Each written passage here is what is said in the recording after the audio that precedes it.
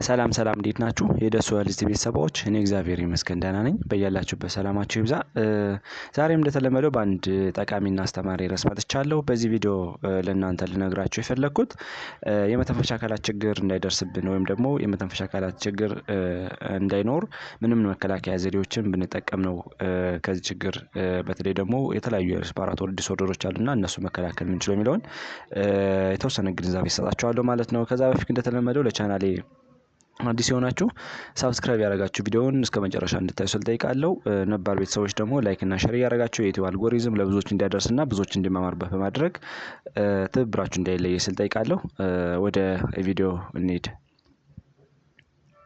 ወደ ዋናው ሀሳቤ ስገባ እንደሚታወቀው የመተንፈሻ አካላት ችግር ወይም ደግሞ ሬስፓራቶሪ ዲስኦርደር ብለን የምንጠራው በተለያየ ምክንያት ሊከሰት ይችላል ማለት ነው። በተለይ ደግሞ ብዙ ጊዜ ይሄ ፈረስት ላይ እና ሰከንድ ላይ ዲፌንሶች ፌል ሲያደርጉ ነው ለበሽታ ልንጠቃ የምንችለው ማለት ነው። ለምሳሌ ፈረስት ላይ ዲፌንስ ለምንጠራው አፍንጫችን ፊልተር ያደርጋል ወይም ደግሞ ትንንሽ ፀጉር መሰል ነገሮች አሉ ሲሊያ ብለን የምንጠራቸው ሙከስ ላየር አለ። እነሱ የተለያየ ደስት ፓርቲክሎችንም እንዲሁም ደግሞ ጀርሞችን ትራፕ እያደረገ ከመተንፈሻ አካላት ቱቦ እንዲወጡ ያደርጋል። ሌላው ደግሞ እነዚህ የላይኛው የመተንፈሻ አካላት ችግር የተለያዩ ሜካኒዝሞች አሉ። ለምሳሌ ኢፒግሌት ብለን የምንጠራው ኢፒግሌትስ ብለን የምንጠራው እሱም እንደ አንድ ፕሮቴክቲቭ ሜካኒዝሙን ያገለግላል ማለት ነው።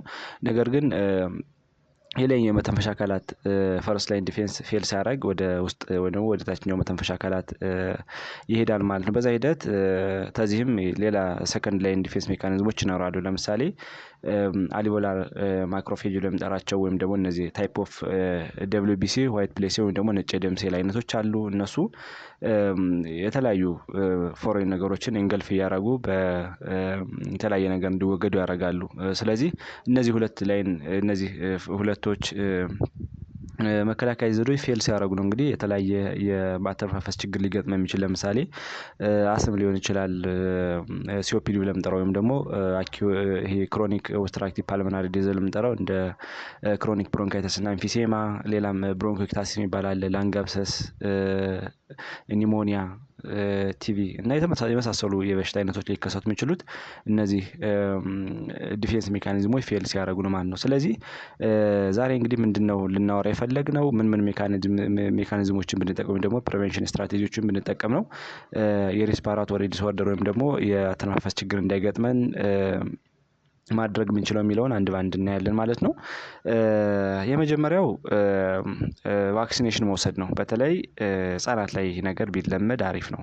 በተለይ አንዳንድ ሰዎች ክትባትን የሚያቋርጡ ወይም ደግሞ በአግባቡ ህጻናትን የማያስከትቡ ወላጆች እንዳሉ ጥናቶች ያስረዳሉና ክትባትን በአግባቡ ማስከተብ ለቀሪ ዘመናቸው ወይም ደግሞ ለኋለኛው ዘመናቸው ጥሩ ጤንነት ይዘው እንዲኖሩ እንዲሁም ደግሞ ህጻናት ለተለያየ ችግር እንዳይደረጉ ያደርጋል ማለት ነው። እንዲሁም አዳልቶች ላይም የሚሰጥ ክትባት አለ። ለምሳሌ የሆነ አውትብሬክ ሲከሰት ወይም ደግሞ ኤፒዴሚክ ሲኖር ብዙ ጊዜ ክትባት እንደ ኮቪድ-19 አይነት ክትባት አይነት ይኖራል ቤዝድ ኦን እንደ ሲቹዌሽኑ ማለት ነው።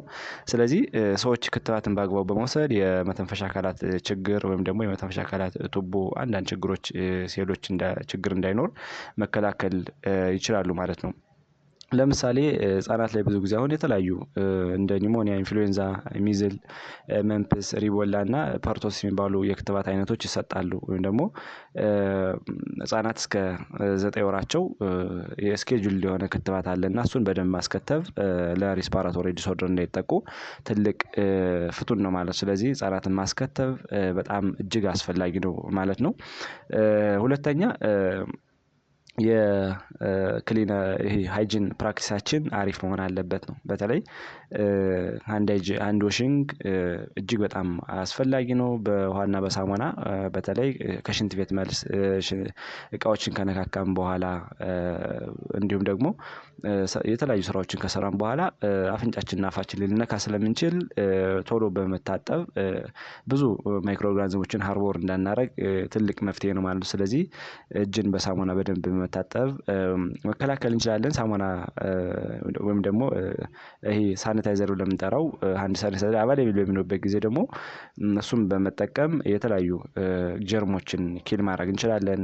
እንደገና ደግሞ መጠናቸው መቀነስ እንችላለን ማለት ነው። ስለዚህ ሃይጂን ፕራክቲሳችን አሪፍ ቢሆን የመተንፈሻ አካላት ችግር እንዳይጎበኝን ማድረግ እንችላለን ማለት ነው። ከዚህ በተጨማሪ ሰዎች በሚስሉበት ጊዜ እና በሚያስነጥሱበት ጊዜ አፍንጫቸውንና አፋቸውን በኩምቢያቸው ወይም ደግሞ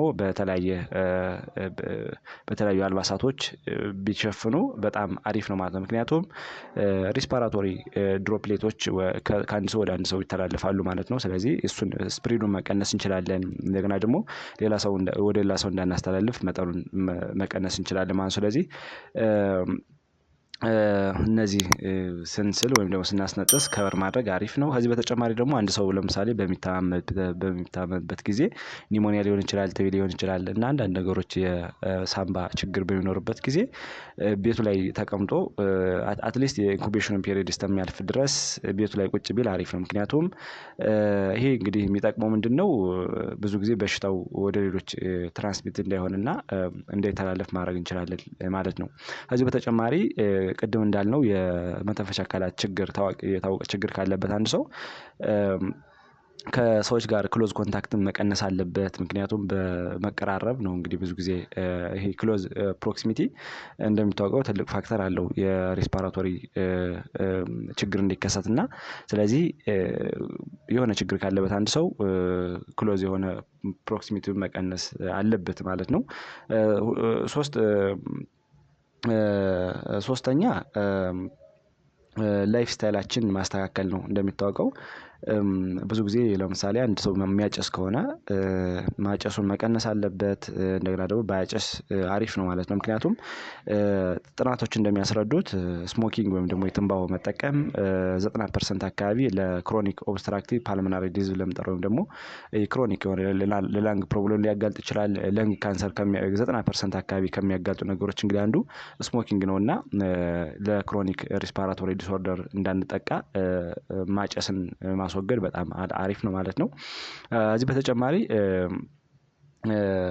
ወይታችን ማስተካከል ነው። ብዙ ጊዜ ያልተመጣጠነ ክብደት ያለበት ሰው ወይም ደግሞ ኪሎ ቦዲ ማክስ ኢንዴክሱ ከ30 ኪሎ ግራም ፐር ሜትር ስኩዌር በላይ የሆነ ሰው ለተለያዩ በሽታዎች እንዲጋለጥ ምክንያት ሊሆን ይችላል። በተለይ ደግሞ አሁን እንዳለው ለሳምባ ችግር ሊጋለጥ ይችላል ማለት ነው። ለምሳሌ ከዚህ ውስጥ እንግዲህ አንዱ ኦብስትራክቲቭ ስሊፕ አፒኒያ ብለን የምንጠራው ወይም ደግሞ ማታ ላይ በሚተኛበት ጊዜ አየር በስርዓት ለንጉ እንዳያገኝ ሰው ሴሎች እንዳያገኙ ስለሚያደርግ ለሲኤችኤፍ ወይም ደግሞ ለልብ በሽታ፣ ለአንጎል በሽታ እና የተለያዩ ነገሮች ሊከሰት ይችላል ማለት ነው በጊዜ ሂደት እና ውፍረትን ማስተካከል እጅግ በጣም አስፈላጊ ነው ማለት ነው። ሌላው ደግሞ ባላንስ ዲየት ነው ወይም ደግሞ የተመጣጠነ ምግብን መመገብ። እንደሚታወቀው ሄልዚ የሆነ ዲየት ሳፖርት ያደርጋል ኦቨርኦል አጠቃላይ የሰውነታችን ጤንነት እንዲሁም ደግሞ የበሽታ የመከላከላችን መጠን ወይም ደግሞ ኢሚዩኒቲያችን ቦስት ስለሚያደርግ ለተለያዩ ለመተንፈሻ አካላት ችግር እንዳንጋለጥ ያደርጋል ማለት ነው። ብዙ ጊዜ የበሽታ የመከላከል አቅማችን ዝቅ ሲል የተለያዩ የመተንፈሻ አካላት ችግሮች ይደርሳሉ እና እሱን ለመከላከል ግዴታ ባላንስድ የሆነ ዲየት መመገብ አሪፍ ነው። በተለይ ደግሞ ጠቃሚ የሆኑ ቅባቶችን ወይም ደግሞ ኢሴንሻል ፋቲ አሲድ ለምንጠራቸው መጠቀም፣ በአትክልቶችና ፍራፍሬዎች የታጀበ አመጋገብ እሱም በጣም አሪፍ ነው። ሌላው ደግሞ ቅድም ያልናቸውን እነዚህ ሳቹሬትድ ያልሆኑ ፋቶችን ለምሳሌ ጤነኛ ያልሆኑ ፋቶችን መቀነስ፣ አልኮልን መቀነስ፣ ሌሎች አላስፈላጊ የሆኑ ነገሮችን በመቀነስ ለምሳሌ ከፍተኛ የሆነ ጨውና ከፍተኛ የሆነ ስኳርን በመቀነስ የሳምባችን ጤንነት መጠበቅ እንችላለን ማለት ነው። ሌላው ደግሞ አሁን እንዳልነው አልኮል ኮንሳምፕሽናችን ሊሚት ማድረግ ነው። ብዙ ጊዜ ካሊብሬሽን ያላቸው ነገሮች እንደሚታወቀው ለሴት 1 ለወንድ 2 በየቀኑ ይመከራል። ነገር ግን አልኮልን ከመጠን በላይ መጠቀም የተለያዩ ነገሮችን ሊያስከትል ይችላል ሳምባችን ከመጉዳቱ በፊት ማለት ነው። ለምሳሌ ጉበታችን ላይ የጉበትን ሴሎች ዳሜጅ ሊያደርግ ይችላል። እንዲሁም ደግሞ ኩላሊታችን ዳሜጅ ሊያደርግ ይችላል። ሌላው ደግሞ ጠቃሚ የሆኑ ኤሌክትሮላይቶች እና አንዳንድ ንጥረ ነገሮችን በሽንት መልክ ስለሚያስወግድ ምክንያቱም ዳይዩሬቲክስ ኢፌክት ስላለው አልኮል ሰውነታችን ጤነኛ እንዳይሆን ያደርጋል ማለት ነው። በዛ ሂደት ቀስ እያለ ለሳንባ ችግርም ሊዳርገን ይችላል ማለት ነው። ከዚህ በተጨማሪ ሬጉላር ኤክሰርሳይዝ ማድረግ ነው ወይም ደግሞ ወጥ የሆነ ስፖርታዊ እንቅስቃሴ ወይም ደግሞ የአካል ብቃት እንቅስቃሴ ማድረግ እጅግ በጣም አስፈላጊ ነው። ምክንያቱም ፊዚካል አክቲቪቲ እንደሚታወቀው ስትሬንግዝ ያደርጋል፣ ሪስፓራቶሪ ሲስተምን ያጠነክራል፣ አጠቃላይ ለላንግ ካፓሲቲያችን ሜንቴን እንዲሆን ያደርጋል። በተለይ ደግሞ የሳንባችን ሁኔታ የአየር መጠንን በማመጣጠንና ጥሩ የሆነ ላንግ ካፓሲቲ እንዲኖር ያደርጋል ማለት ነው ስፖርታዊ እንቅስቃሴ። ከዚህ በተጨማሪ ስፖርታዊ እንቅስቃሴ እንግዲህ ጥናቶች እንደሚያስረዱት አዘውትሮ የሚሰሩ ሰዎች አጠቃላይ ለካርዲዮቫስኩላር ኢንቴግሪቲም እጅግ በጣም ትልቅ ሚና ስላለው ሳምባ ላንጋችን ጨምሮ ማለት ነው። ስፖርታዊ እንቅስቃሴን አዘውትሮ የሚሰሩ ሰዎች ከማይሰሩ ሰዎች ጋር ሲነጻጸሩ እንግዲህ በጣም በብዙ ፐርሰንት ለበሽታ የመያዛቸው አቅም ዝቅ ይላል እና አዘውትሮ ስፖርታዊ እንቅስቃሴን መስራት እጅግ በጣም አስፈላጊ ነው ማለት ነው። ከዚህ በተጨማሪ ለምሳሌ አንድ ሰው የሳንባ ችግር ወይም ደግሞ አንደርላይን ኮዝ ካለበት ያንን አንደርላይን ኮዝ ማኔጅ ማድረግ አለበት። ለምሳሌ አንድ ሰው አላርጂክ ሊያስነሳበት የሚችለውን የአላርጂክ አይነት ሰፓሬት በማድረግ ከዛ ቦታ መራቅ አለበት። ለምሳሌ የአበባ ሽታ የሚያስነሳበት ከሆነ ከብት በሚያድርበት አካባቢ የከብቶች ፍግ የሚያስነሳበት ከሆነ ከዛ አካባቢ መራቅ አለበት። እንዲሁም ደግሞ አንዳንድ ምግቦች ይኖራሉ። ለምሳሌ አንዳንድ ምግቦች ለሰዎች አላርጂክ ይሆናሉ። በተለይ ደግሞ ትሪገሪንግ ፋክተር ሊሆኑ ይችላሉ። ስለዚህ እነዛ ምግቦች ባለመመገብ ብዙ ጊዜ አንዳንድ ሰዎች የሆነ ምግብ ሲመገቡ የአተነፋፈስ ለውጥ መኖር፣ መዝጋት ሊኖር ይችላል እና እነሱን በማስወገድ ራሳችን መከላከል እንችላለን ማለት ነው። አራተኛ ሌሎች አዘር ፕሪቨንታቲቭ ሜዠር ለምንጠራቸው ለምሳሌ ሶርስ ኮንትሮል ለምንጠራው ወይም ደግሞ ለምሳሌ አንድ ሰው የሆነ በሽታ ካለበት ፌስ ማስክ መልበስ አለበት፣ ሪስፓራቶሪ ከቨር ማድረግ አለበት ወይም ደግሞ እነዚህ የመከላከያ ዘዴዎችን የሪስፓራቶሪ ፕሪኮሽን ለምንጠራቸውን ዘዴዎችን መጠቀም አለበት። ብዙ ጊዜ በተለያየ ነገር የሪስፓራቶሪ ችግር የሚተላለፈው በትንፋሽ ነውና በአፍንጫችንና አፋችን በተለያየ ነገር ከቨር በማድረግ በሽታውን ሶርሱን ኮንትሮል ማድረግ እንችላለን ማለት ነው። በተለይ የሆነ ሰው ለምሳሌ ቲቢ ያለበት ሰው ፌስ ማስክ የሚያደርግ ከሆነ እንደገና ደግሞ የሆነ ከቨር የሚያደርግ ከሆነ ሌላ ሰው የማስተላለፍ አቅሙ ዝቅ ይላል ማለት ነው። ስለዚህ የራሱ ይዞ ዝም ካለ ደግሞ ሌሎች የማስተላለፍ አቅሙ ዝቅ ይላል ማለት ነው። ስለዚህ ይሄ የሚጠቅመው ምንድነው? ብዙ ጊዜ እንደሚታወቀው ሬስፓራቶሪ ሴክሬሽኖች ይኖራሉ፣ ድሮፕሌቲኖች ይኖራሉ እና በእነሱ ሊተላለፍ ይችላል ማለት ነው። ስለዚህ ማስተካከል ያለብን ከዚህ በተጨማሪ ጉድ የሆነ ኤር ቬንቲሌሽን እንዲኖር ለምሳሌ ይሄ የሚጠቅመው ምንድነው? ብዙ ጊዜ ሆም ላይም ሊሆን ይችላል፣ ወርክ ፕሌስ ላይም ሊሆን ይችላል። ቬንቲሌሽን ማድረግ ቤታችን ወይም ደግሞ አየር እንዲገባ ማድረግ አሪፍ ነው። ለምሳሌ ቤት ላይ ብዙ ጊዜ እናቶች ኩሽና ላይ ቤቱን ዘግተው ውጭ የሚያጨሱ ሰዎች አሉና ይሄ ደግሞ ብዙ ጊዜ እንደ ስሞኪንግ ይቆጠራል። በተለይ ደግሞ ቅድም ያለው ለሲኦፒዲ ይሄ ክሮኒክ ኦብስትራክቲቭ ፓልሞናሪ ዲዚዝ ለምንጠራው ለሱ ተጋላጭ ይሆናል ነው። ለምሳሌ ክሮኒክ ብሮንካይተስ፣ ኤምፊሴማ እና የተለያዩ ነገሮችን አስምን ጨምሮ ሃርቦር ሊያደርጉ ይችላሉ ማለት ነው። ስለዚህ ቤትን የሆነ ኩሽና ላይ የሆነ ነገር ሲያበስሉ እንደሚታወቀው መስኮትና በርን ከፍቶ ማብሰል እና መጠቀም አሪፍ ነው ማለት ነው። ምክንያቱም አንደኛ የሆኑ እናቶች ለምሳሌ የተለያየ ነገር ይቆላሉ። የዛ ሽታ ቤቱን አየር የማይወጣ ከሆነ አሁን እንዳለው ለሳንባ ችግር ሊዳርግ ይችላል። ሌላው ደግሞ ለምሳሌ ስራ ቦታ ላይ እንደሚታወቀው እንግዲህ የተለያየ ፕሮፌሽን አለ። በዛ መሰረት ለምሳሌ የቀለም ፋብሪካ ሊኖር ይችላል፣ የተለያየ ዱቄት ፋብሪካ ሊኖር ይችላል እና በዛ ምክንያት ቬንቲሌሽን ከሌለው እነሱ ነገሮች በሂደት ወይም ቀስ በቀስ የትንፋሽን ወይም ደግሞ የላንግን ካፓሲቲ መቀነስ ስለሚችሉ ለሳንባ ችግር ሊዳርጉ ይችላሉ እና ከዚህ በተጨማሪ ደግሞ የስራ ቦታ ለምሳሌ ሄልዝ ኬር ፕሮቫይደሮች እንደሚታወቀው የተለያየ ድረግ ሬዚስታንስ የሆኑ ባክቴሪያዎች ይኖራሉ እና እነሱ ደግሞ ቬንቲሌሽን ከሌለበት ኢንቫይሮንመንት የሚሰራ ከሆነ አየር የማይወጣበት ወይም የማይገባበት ከሆነ በቀላሉ ማይክሮ ኦርጋኒዝሞች ወደ ሰውነታችን ሃርቦር ሊያደርጉ ይችላሉ ማለት ነው። ስለዚህ እነዚህን ነገሮች ሰው በየተለያየ ስራ ቦታው አየር የሚገባበት ኢንቫይሮንመንት ቢመርጥ አሪፍ ነው ማለት ነው። ምክንያቱም ቆንጆ የሆነ ኤር ኳሊቲ እንዲኖር ነው። በተለይ ደግሞ ኤር ኳሊቲው አሪፍ ከሆነ ፖሊታንት ወይም ደግሞ እነዚህ ኢሪታንቶች መቀነስ ይችላሉ ማለት ነው። ሌላው ደግሞ ወርክ ፕሌስ ሴፍቲ ብል የምንጠራው አለ። በተለይ አንዳንድ ሰዎች በየስራ ድርሻቸው የተለያየ ነገርን ይጠቀማሉ። ለምሳሌ የሚለብሱት ነገር ሊሆን ይችላል፣ ሄድ ከቨር ሊኖር ይችላል፣ ግላብ ሊሆን ይችላል፣ የተለያዩ ሜካኒዝሞችን ይጠቀማሉ እና ይሄ ምንድነው የሚጠቅመው? ፐርሰናል ፕሮቴክቲቭ ኢኩፕመንት ብዙ ጊዜ አሪፍ ነው። በተለይ ደግሞ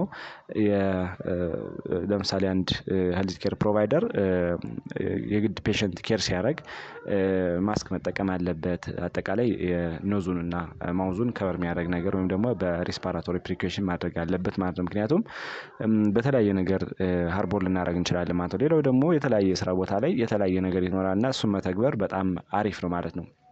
አምስተኛ ሄልዚ የሆነ ሊቪንግ መከተል ነው ወይም ደግሞ ጤንነቱ የተጠበቀ የአኗኗር ዘይቤ መከተል ነው። በተለይ ደግሞ እንደሚታወቀው ቅድም ያልናቸው እንደ ሬጉላር ኤክሰርሳይዝ ማድረግ በየጊዜው በቂ የሆነ እንቅልፍ መተኛት በተለይ አንድ ሰው ከ7 እስከ 8 ሰዓት ፐር ዴይ እንዲተኛ ይፈለጋል ጥናቶች እንደሚያስረዱት ማለት ነው። ምክንያቱም ሴሎቻችን ጤነኛ የሚሆኑትና ስራቸውን በአግባቡ የሚሰሩት እንዲሁም ደግሞ አጠቃላይ ሰውነታችን ኤነርጃይዝ የሚያደርገው እንቅልፍ በስራ ስንተኛ ነው እና እንቅልፍ ማጣት ብዙ ጊዜ ለውፍረት ሊዳረገን ይችላል። እንደገና ደግሞ ለክሮኒክ የሆኑ ዲስኦርደሮች እንዲከሰቱ ሊያደርግ ይችላል። ምክንያቱም የተለያዩ ሆርሞኖች ይመነጫሉ እንቅልፍ በምናጣበት ጊዜ እና ወይም ደግሞ ስትረስ የሚባለው ነገር ሊመነጭ ይችላል እና እንቅልፍን በቂ እንቅልፍ መተኛት ዲስኦርደር እንዳይኖር ጤንነታችን የጠበቀ እንዲሆን ሊያደርግ ይችላል ማለት ነው። ከዚህ በተጨማሪ በተለይ ደግሞ ባላንስ ዴት ቅድም ጠቅሰነዋል። የተመጣጠነ ምግብ መመገብ በተለይ ደግሞ በፍራፍሬ አትክልቶችን ጤነኛ ፋቶችን መጠቀም ውሃን በአግባቡ መጠቀም እጅግ በጣም አስፈላጊ ነው ማለት ነው። ከዚህ በተጨማሪ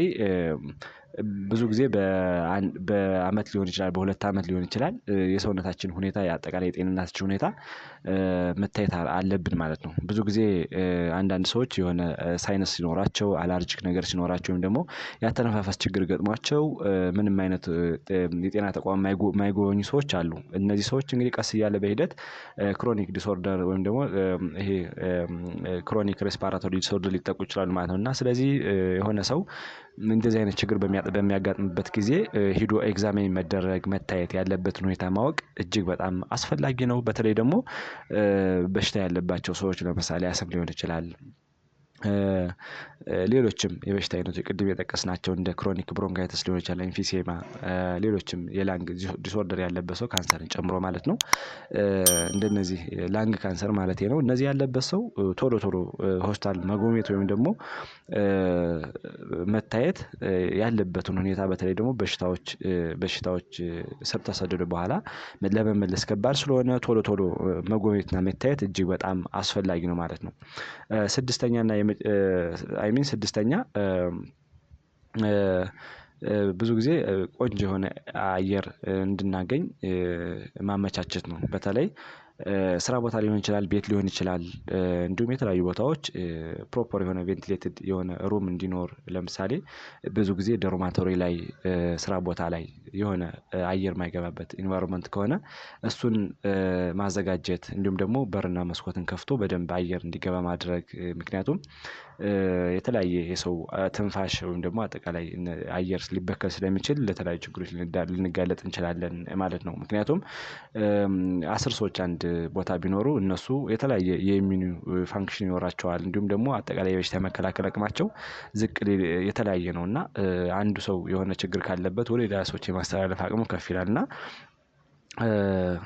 ብዙ ጊዜ ቬንቲሌትድ ብናደርግ አሪፍ ነው። ከዚህ በተጨማሪ ለምሳሌ ብዙ ጊዜ ሰው ስራ ውሎ ወደ ቤት ሲሄድ የስራ ልብሱን ወይም ደግሞ ጫማውን አጠቃላይ ለስራ የተጠቀማቸውን ልብሶች እዛው ላይ ቀይሮ ታጥቦ አጽድቶ እንዲሁም ደግሞ የተለያየ እጁን በሳሙናና በውሃ ታጥቦ ሳኒታይዘር ተጠቅሞና በደንብ ወደ ቤተሰብ ሊያስተላልፍ ወደ ጓደኛ የተለያዩ ወደ ቤተሰብ ሲሄድ አንዳንድ ነገሮች እንዲያሳልፍ ቢያደርግ ተመራጭ ነው ማለት ነው። ምክንያቱም በትንፋሽ ሊተላለፉ የሚችሉ አጠቃላይ በኢንቫይሮመንታል በአየር ሊተላለፉ የሚችሉ የተለያዩ በሽታዎች ስላሉ እነሱን ሚቲጌት ማድረግ ይችላል ማለት ነው።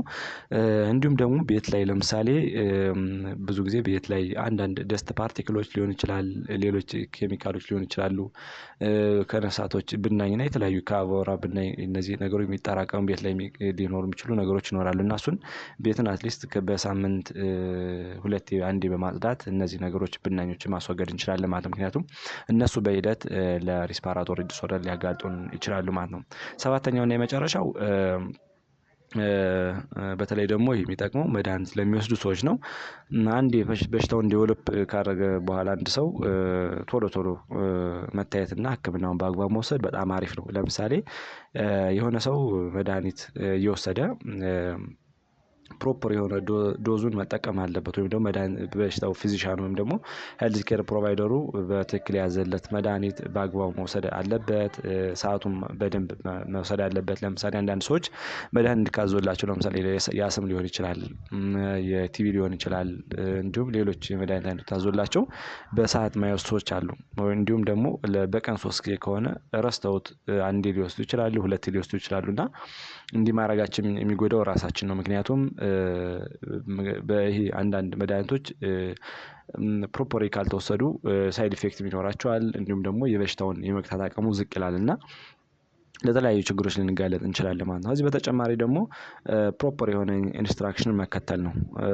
አንድ ፊዚሻን ወይም ደግሞ ሄልዝ ኬር ፕሮቫይደር መድኃኒት ሲያዝ ይሄን ምግብ አትውሰድ፣ ይሄን መውሰድ አለብህ ብሎ ያዛልና አንዳንድ ሰዎች ለምሳሌ መድኃኒት እየወሰዱ አልኮል የሚጠጡ ሰዎች አሉ። አንዳንድ ምግቦች የሚመገቡ ሰዎች አሉ፣ የተከለከሉ ምግቦች እና እነዚህ ምግቦች የበሽታውን አዴራንስ በመቀነስ ወይም ደግሞ ተግባሩን ዲስትራክት በማድረግ ወይም ደግሞ ዲስራፕት በመፍጠር በደንብ ላይሰሩ ይችላሉ ማለት ነው። ስለዚህ ቶሎ በሽታችን እንዳያገግምና ሌላ ፋርዘር የሆነ ፕሮብለም ዴቨሎፕ እንድናደርግ ምክንያት ሊሆን ይችላል እና የታዘልን መድኃኒት በአግባቡ መውሰድ፣ ቶሎ ቶሎ አፖይንትመንት ማክበር፣ በተለይ ደግሞ የሆነ ቀጠሮ ካለው አንድ ሰው በደንብ ቀጠሮን አክብሮ መድኃኒቱን አጀስትመንቱን መከተል አለበት ማለት ነው። ስለዚህ እነዚህን ነገሮች ስንተገብርና በአግባቡ እንትን ስንል የመተንፈሻ አካላት ችግር እንዳይጎበኙን ወይም ደግሞ የመተንፈሻ አካላት ችግር እንዳይገጥሙን መከላከል እንችላለን ማለት ነው። ስለዚህ ዛሬ ስለ መተንፈሻ አካላት ችግር መከላከያ ዘዴዎች አሪፍ ነገር አግኝታችኋል ብዬ አስባለሁ እና ቀጣይ ላይ የምለቃቸው ቪዲዮዎች ደግሞ ለእናንተ እንዲደርሷችሁ ላይክ፣ ሼር እንዲሁም ደግሞ ሳብስክራይብ ያደረጋችሁ የድሮ ትብብራችሁ እንዳይለይ ስል ጠይቃለሁ። ባይ ባይ።